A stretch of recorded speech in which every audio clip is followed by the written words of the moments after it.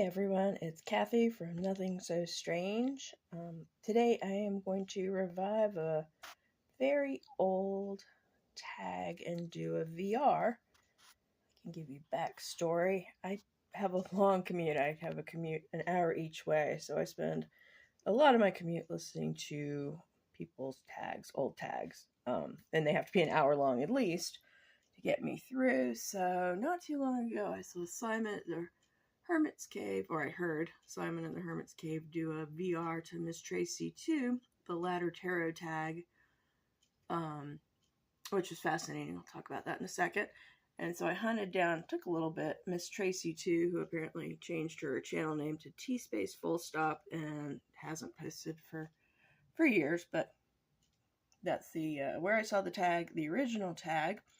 And what the original ladder tarot tag was about was it was referring to Maslow's hierarchy of needs, which, if you're not familiar, it's a theory. There are a lot of versions of it online, but it's a theory that says that you have needs, and as you satisfy the more basic needs, you can move up this pyramid. So you start off having physiological needs, food, oxygen, that sort of thing. If they're satisfied, then you can move up to the next level and try to satisfy your needs for safety. And if you satisfy that, then you can move up the level. Let me blow one of these up for you. And look for love and belonging, friendship, romantic love, whatever. And if you satisfy that, then you can look for esteem, respect from others. And at the very top of the pyramid is self-actualization. And at the bottom, you have, I think they call them deficit needs. One of these should actually say. Anyway, things that worry you if you don't get them. And at the top, it's things that are benefits. And I thought this is a really cool tag. But my favorite version of the hierarchy of needs was this one I saw a few years ago on Facebook by a site called Obvious Plan. And it starts off the same way: food and shelter and safety.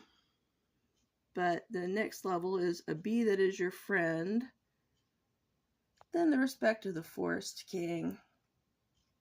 And then a lava lamp in every room in the house.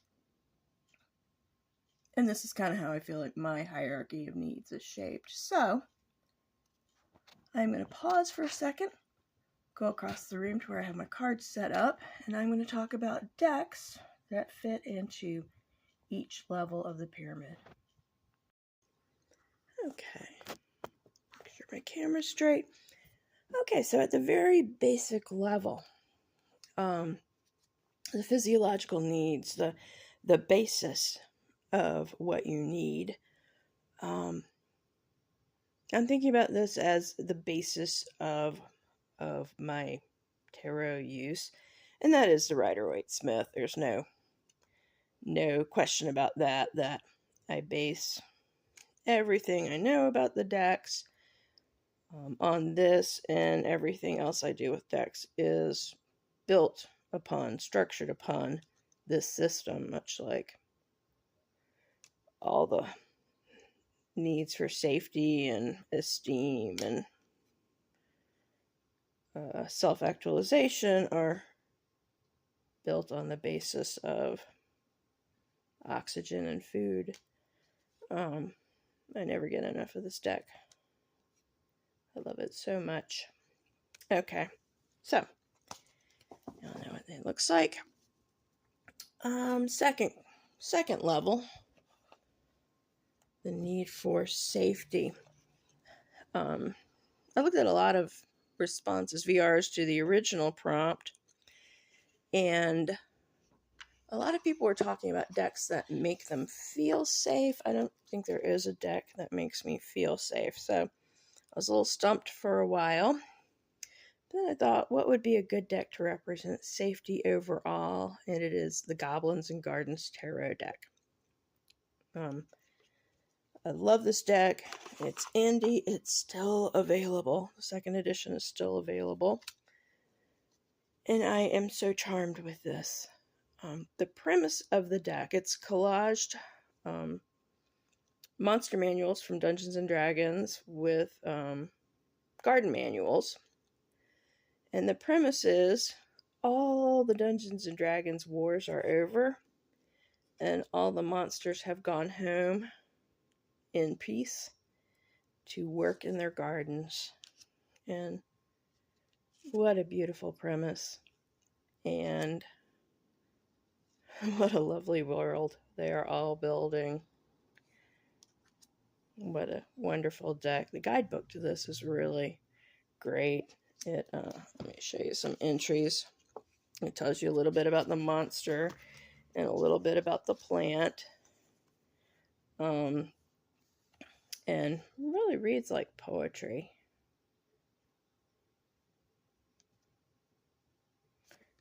And so this is, let me flip through really quickly so you can see. To me, representation of safety. And it captures both physical safety, I think, and a kind of mental safety. Okay, so the next level, a bee who is your friend. I was looking for a little bee to have with me while I talked about it. Here's a little bee that is your friend.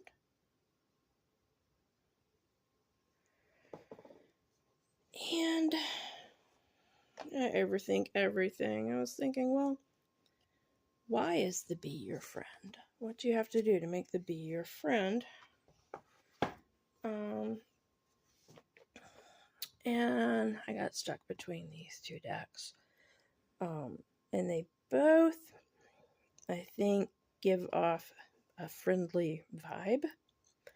And yet they both have an otherworldly spin on friendship.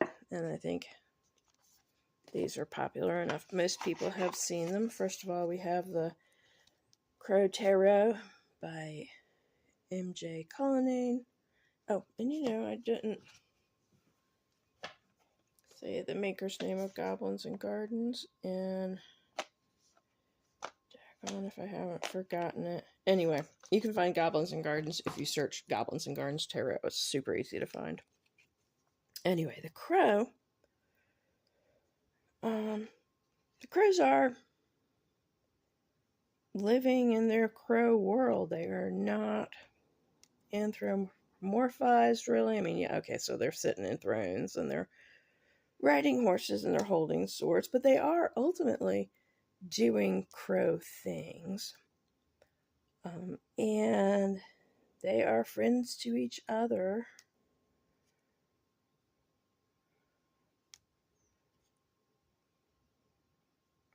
The deck, I think, as decks go, might have a realistic vibe. And by that I mean it doesn't sugarcoat things and doesn't pretend like, you know, death isn't cessation of life and things like that. But it does have that otherworldly, yet friendly feeling to it.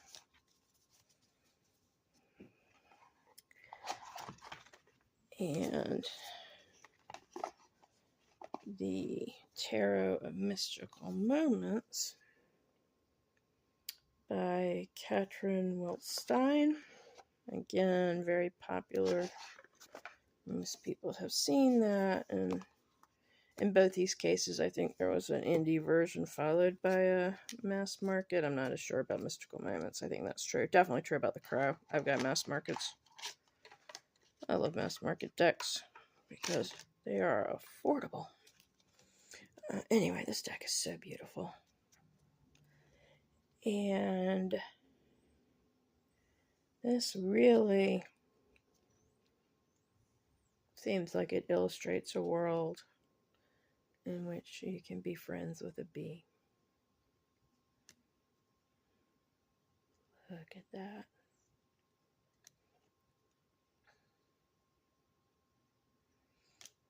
Exquisite and beautiful. I love this deck. This was one of the ones when I first started getting decks, I accidentally got a counterfeit copy. It was very sad. But I've taken those and collaged them onto a wall of the shop. So, and bought myself a real copy. So all was not lost. Okay. So that's the bee that is your friend. Next level, the respect of the Forest King.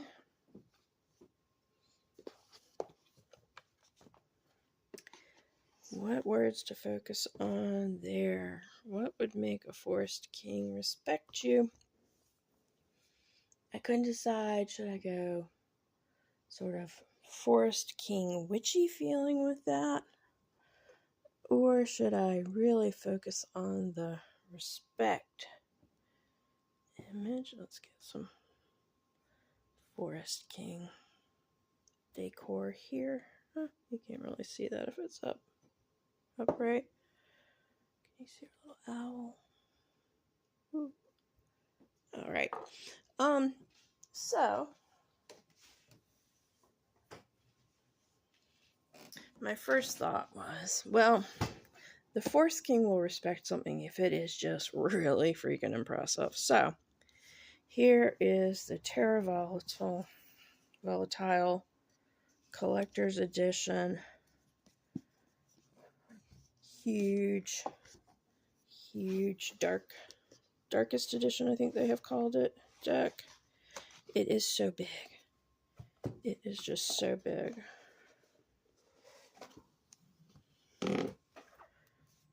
It's so big it's hard to even get out of the box. And it has all these extra cards and extra suits. I'm going to take some of the extras away. A lot of people have raved about this deck, and I am one of them. There are a lot of cards to choose from. I made all my choices, and then I got the book, and then I swapped out some of my choices. Oh, people being very noisy on the street. Hang on. Man, I give up. I think they're going to sit there and talk for half an hour. So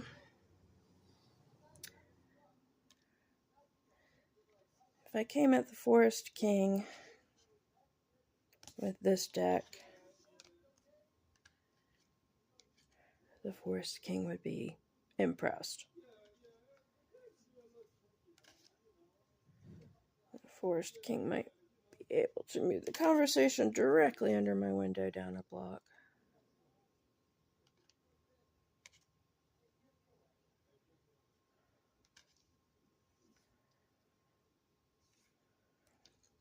Someday I should talk about why I chose all the cards I chose here.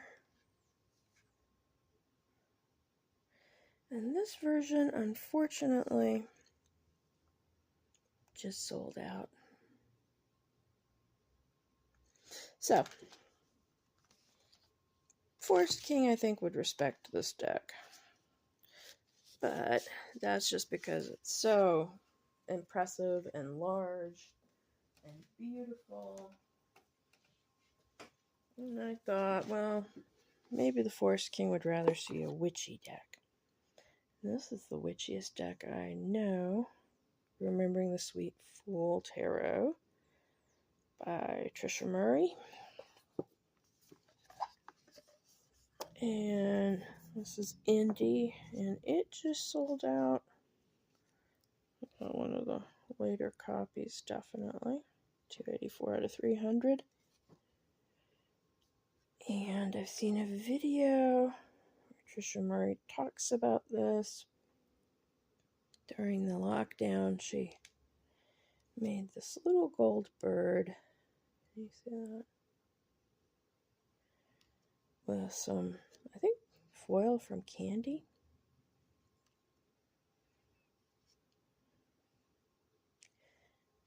And she just became entranced with it. And started making a deck based on it.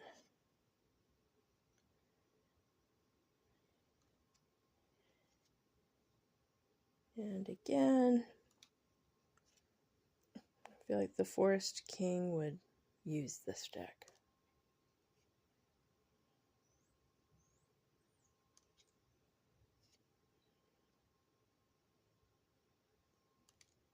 Oh, look at this. This is one of my favorites.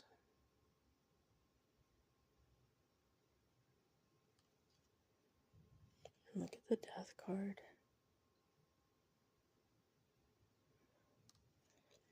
Temperance, this is one of the only places where you see an animal besides the bird. Perhaps the only one.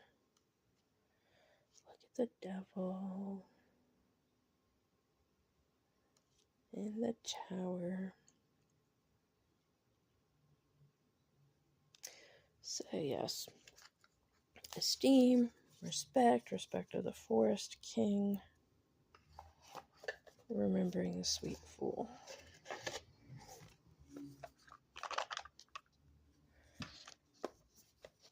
So I've got my building block tarot, my tarot that really shows mental safety, and a couple that show ideas of friendship, especially unusual friendship, some that are impressive for various ways, and then get things out of the way.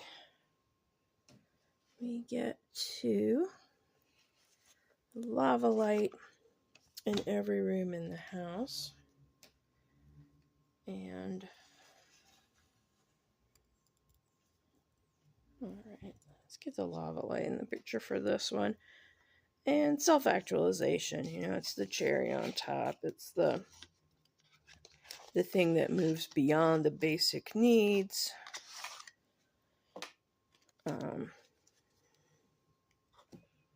That perhaps breaks the rules that you learned when you were learning the basic needs, for satisfying the basic needs.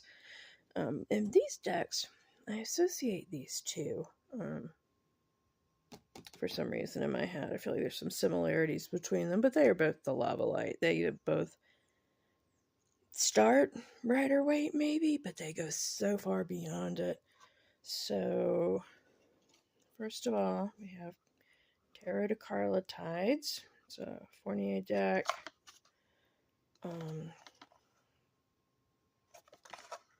Could have told you who made it 5 minutes ago. Anyway, I'll list all these in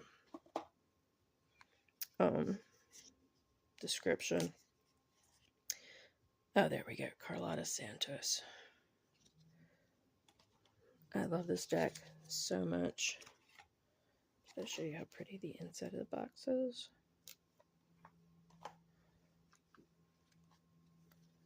And the backs. Anyway, this deck is just wild. Sometimes it follows the Rider Waite system. And sometimes it is just completely other. You know, there we have some basic Rider Waite going on. Yeah, some basic Rider Waite going on here. Definite Rider Waite.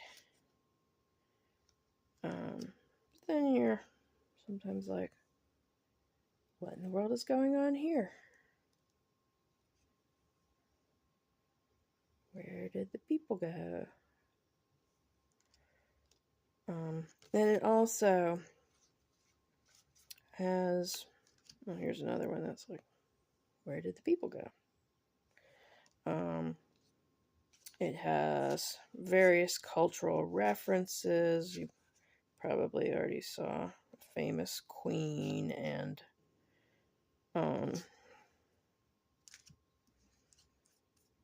what else? Something else famous go by. We have the ones I want are going to be in the bottom. I think that might be from a picture of Hedy Lamarr. Of the Tower. Two of Cups. Get a Marie Antoinette vibe there. Not sure about that. Love that. David Bowie is the Magician. Good choice.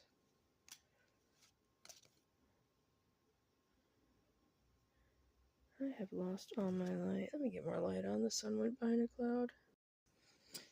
Not sure if that's helping. I hope when I watch this back that you can actually see the cards. I haven't seen Midsummer yet, but I understand that's an image from Midsummer. Oh, and look at this. The ponies with unicorn horns tied on. Here we have King Louis, the Sun King.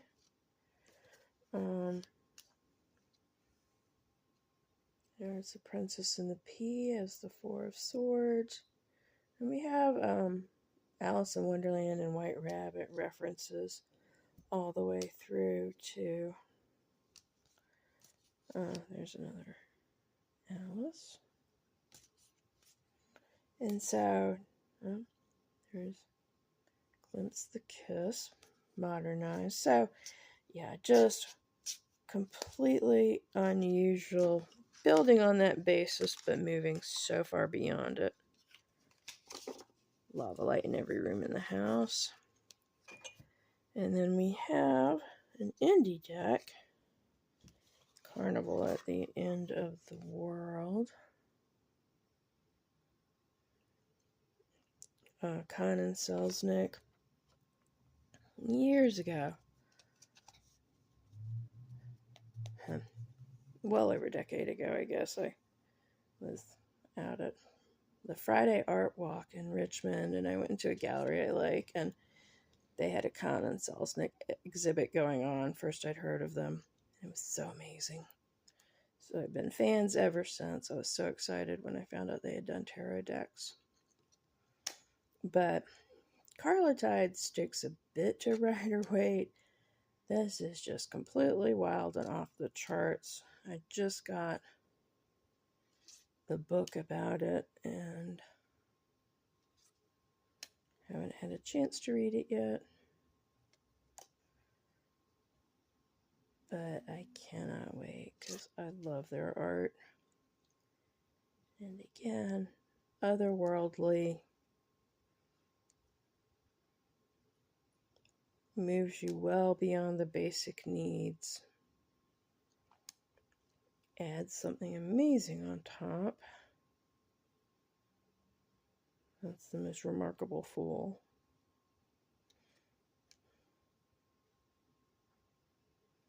And in this case, adds so much that I'm going to need to read the book to know exactly what they're talking about in some cases.